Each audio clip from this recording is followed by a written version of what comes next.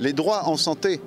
J'ai l'impression que ça résume en fait la capacité que donne la République à des citoyens pour pouvoir se soigner.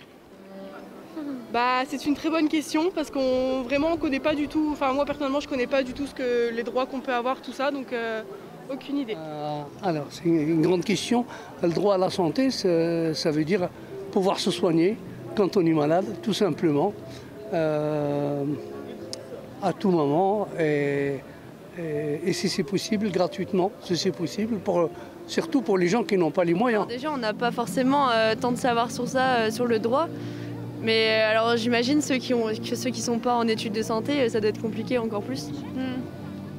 Avoir des droits en santé, ça veut dire tout d'abord se faire soigner quand on a quelque chose de grave ou que ça soit moins grave, ou que ça soit dans le droit du travail ou partout dans la société. Pour moi c'est des droits qui nous sont acquis, on ne devrait pas avoir à défendre ces droits-là. Avoir des droits en santé, c'est avoir la capacité de pouvoir se faire soigner, des fois gratuitement, des fois en donnant un petit quelque chose. Pour moi, c'est ça, avoir des droits en santé. Choisir le médecin ou le chirurgien que je veux, ça veut dire choisir l'endroit où je vais aller me faire soigner.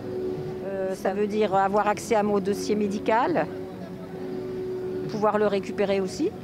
Le droit au respect, le droit au non-jugement, le droit... Enfin voilà, mais c'est pas... Si, moi je rajouterais juste qu'au niveau des formations de tout le corps médical, je pense qu'il y a un gros travail aussi à faire sur la prise en charge d'un patient dans ses droits et dans ses libertés. Mais...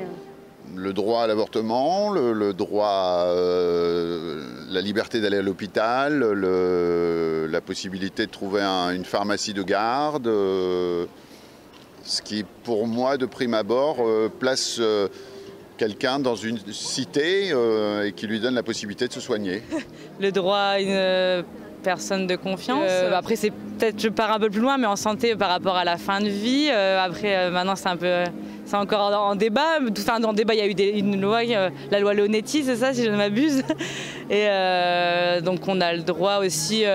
Je crois qu'il y a une charte dans les hôpitaux du patient hospitalisé. On a le droit de connaître tous nos droits, il y en a plusieurs. Donc, il y a le fait de pouvoir donner le pouvoir à une personne de notre famille lorsqu'on est inapte à prendre une décision déjà. Ça, avec le consentement, le fait que c'est bien expliqué. Il faut donner son consentement clairement, c'est, comment on dit, explicite.